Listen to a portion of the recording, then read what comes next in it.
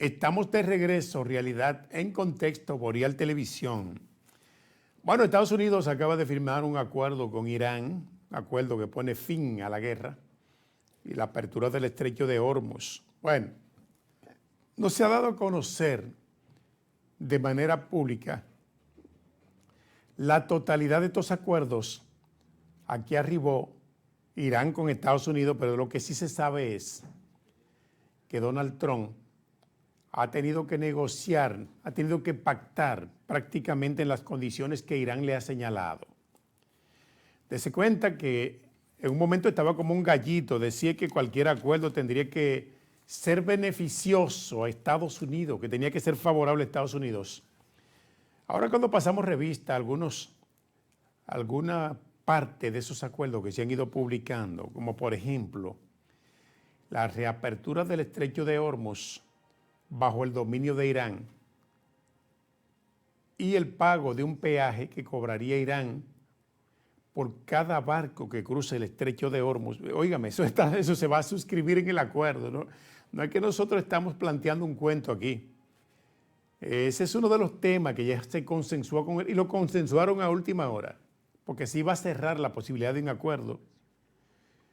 Por eso Irán estaba plantado en dos pies diciendo que aún no tenían fecha fija para suscribir un acuerdo con Irán. Y bueno, aquí nos damos cuenta que Irán no es Venezuela. Irán ha sacado una tajada grande en este acuerdo. Muchos beneficios que incluso incluyen, no se han dado a conocer, pero incluye el levantamiento de los bloqueos que tiene Irán, el congelamiento de unos activos importantes que Estados Unidos tendrá que írselo devolviendo. Y en estos acuerdos hay la mayoría de puntos favorables para Irán, señores.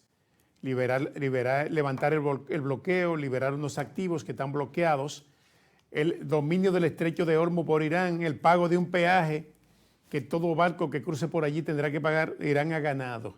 Estados Unidos ha sido humillado en este acuerdo, prácticamente. Usted veía a Donald Trump que vuelto un gallito, ahora prácticamente luce arrodillado en la firma de este acuerdo, que no se esperaba que pudiera ser así, con las amenazas que constantemente estaba haciendo Donald Trump contra Irán, incluso llegar a pronunciar palabras de el exterminio total de una civilización en horas, no se concretizó. Y la amenaza letal de ataque fuerte a ese país, que los últimos fueron respondidos prácticamente. Irán tumbó un helicóptero que estaba sobrevolando el espacio aéreo de ese país. Irán lo derribó. Estados Unidos bombardeó parte importante, regiones importantes de Irán. Irán respondió rápidamente bombardeando objetivos importantes en el Medio Oriente, Emiratos Árabes y varios países, y así se suscribió el acuerdo entre bombazos, entre los dos países, por lo cual Irán se va a consolidar como una potencia. En el acuerdo también está la posibilidad de que Irán se quede con sus armas nucleares, el uranio se quede en Irán, allí se queda todo, señores. Bueno, estamos viendo un contexto mundial diferente. La geopolítica hoy no es la de años atrás, donde una sola potencia decidía qué hacer con los países. Bueno, todavía está decidiendo, pero creo que en un futuro el escenario va a cambiar totalmente. Todavía está decidiendo con América Latina. Estados Unidos tiene de rodillas a América Latina. Sin embargo, en medio de estos escenarios nos damos cuenta que todavía las poblaciones de estos países están respondiendo. No respondiendo con bomba, están respondiendo con el voto. Y hay un tranque en las elecciones de Perú. Allí la candidata radical, derechita radical, Keiko Fujimori, está cabeza con el candidato socialista del partido del presidente que está preso. Esto es increíble, señores, y existe la posibilidad de un reconteo de la votación en esta segunda vuelta porque la diferencia es muy mínima. En momentos está repuntando el candidato del socialismo y en otro momento va la candidata de la extrema derecha, Keiko Fujimori. Por ahí el detalle. En Colombia, las informaciones que nos llegan es que las encuestas están dando ahora números diferentes a favor del candidato socialista, candidato de Guillermo Petro. Y así las cosas. El caso es que Irán y Estados Unidos, en este contexto que estoy analizando, han arribado a un acuerdo para poner fin a la guerra y reabrir el estratégico estrecho de Hormuz. Tras más de 100 días de conflictos y bombazos y guerra fría, todo estaba combinado allí, y guerra mediática que ha generado graves perturbaciones en el mercado petrolero mundial, y no solo petrolero, por ahí pasa alimentos y otras mercancías. Pakistán ejerce como mediador entre Washington y Teherán. Entonces, anunció que ambas partes firmarán el próximo viernes 19 de junio en Suiza, en Ginebra, Suiza, un memorando de entendimiento para poner fin a todas las hostilidades, aunque todavía se desconocen los detalles concretos del acuerdo, pero sí hay algunos que ya se están colando en los medios de comunicación. El pacto que el presidente estadounidense Donald Trump había presionado para que se anunciara este domingo, o sea, ayer, día de su 80 aniversario de cumpleaños. 80 años cumplió Donald Trump con tanta ambición, este hombre, que no va para su casa, no se va a retirar a su casa a estar tranquilo a sus 80 años, y esta zozobra de vida por querer dominar el mundo llega tras varias semanas de intercambio y de borrones, declaraciones contradictorias entre ambas partes. El acuerdo busca poner fin a la guerra iniciada el pasado 28 de febrero.